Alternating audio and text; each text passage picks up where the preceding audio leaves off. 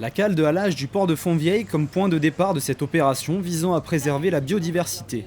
Autour des clubs de plongée CESMM, Cap Dive et École Bleue, des plongeurs du corps des sapeurs-pompiers, de la compagnie des carabiniers du Prince, du musée océanographique ou de la division de la police maritime et aéroportuaire. Cette campagne de recensement concerne principalement le corbe, un poisson emblématique de la Méditerranée, et la patelle ferrugineuse, un mollusque que l'on peut trouver à proximité des rochers. Avec le développement de Internet, de certains appareils photo, la connaissance des uns et des autres, il y a vraiment des experts ou des non-experts qui peuvent complètement aider à acquérir d'autres connaissances. Les scientifiques ne peuvent pas être de partout par définition. Donc là, en l'occurrence, ce sont des plongeurs qui vont nous aider à recueillir de l'info. Afin d'enrichir les données scientifiques sur ces espèces, des fiches descriptives ont été réalisées par le groupe de travail de l'accord Ramoge.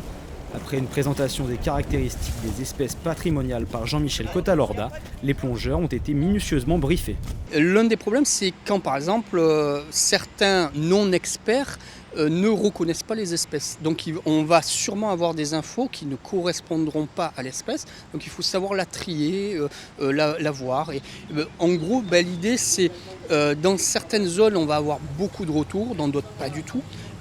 Mais il y aura aussi du contrôle, c'est-à-dire que quand on voit que dans certains sites, on nous signale beaucoup de corbes, beaucoup de grandes nacres, etc., les scientifiques chargés de ces études retourneront dans ces sites, parfois avec les observateurs qui nous les auront signalés, et du coup il y aura de la vérification, il y aura des recoupements, des croisées d'informations, etc., etc.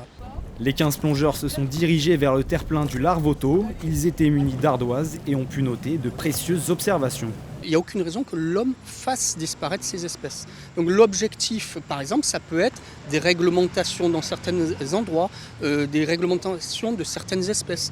Mais en aucun cas, l'objectif n'est de strictement protéger une espèce ou d'interdire toute chasse, tout prélèvement, tout ça. Par contre, oui, quand des espèces sont en difficulté à cause de l'homme, c'est un peu logique de les aider à se maintenir, parce que sinon on prendrait la lourde charge de les faire disparaître.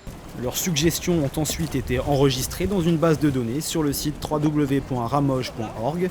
L'accès est réservé aux scientifiques. Ces avis recueillis pourraient permettre d'optimiser l'outil et ainsi de le pérenniser.